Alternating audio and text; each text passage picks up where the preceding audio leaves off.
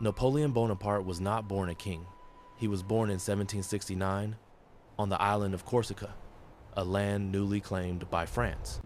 To Paris, he was not truly French. To the French elite, he was small, poor, and an outsider. From childhood, Napoleon learned one lesson early. The world does not reward weakness. At military school, he was mocked for his accent, his origins, his isolation. While others laughed, he studied. While others socialized, he memorized maps, battles, and history. War was not glory to him. War was mathematics. War was control. In 1789, France exploded. The French Revolution shattered the old world. Kings fell. Power lay in chaos. For most, it was terror. For Napoleon, it was opportunity. In 1793, at just 24 years old, Napoleon commanded artillery at the siege of Toulon. He did not charge blindly. He calculated angles, distance, timing. When the city fell, France noticed his name. 2 years later, Paris was burning again. A royalist uprising threatened the revolution itself. Napoleon was given cannon. He did not hesitate. With a single, brutal command, he fired into the crowd. Later, it would be called a whiff of grape shot. Thousands fled. The rebellion died in minutes. Napoleon rose in hours. By 26, he was a general. By 27, a legend. Then came Italy. Outnumbered, underfunded, hungry, Napoleon marched his army through Europe like a storm. He defeated larger forces again and again, not through strength, but speed. Strike fast, divide enemies, destroy them separately. Soldiers adored him. He marched with them. He ate what they ate. He promised glory and delivered it. France saw him as a savior. In 1799, while France's leaders argued, Napoleon returned from Egypt. The government was weak.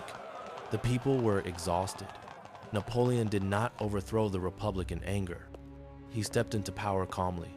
By 1804, the republic was gone. Napoleon crowned himself emperor, not chosen by God, not crowned by a pope, chosen by himself. Europe watched in fear. For a decade, Napoleon reshaped the continent. Kings fell. Borders vanished. Laws were rewritten. He spread the Napoleonic code: order, structure, equality under law. But behind the reforms stood endless war. Hundreds of thousands marched. Hundreds of thousands died. And then came the mistake: Russia. In 1812, Napoleon led over 600,000 men east. He expected one decisive battle. Instead, Russia retreated, burned its cities, starved the land. Winter arrived. The cold killed faster than bullets. Horses froze. Soldiers collapsed where they stood. Less than 1/6 returned. Napoleon was no longer invincible. Europe rose together. In 1814, Paris fell. Napoleon was exiled to Elba. But history was not finished. 1 year later, he returned. The 100 Days. France welcomed him. Kings panicked. At Waterloo, in 1815, Napoleon faced his final battle. Rain slowed his artillery. Delays cost him time. This time, calculation failed. Defeat was absolute.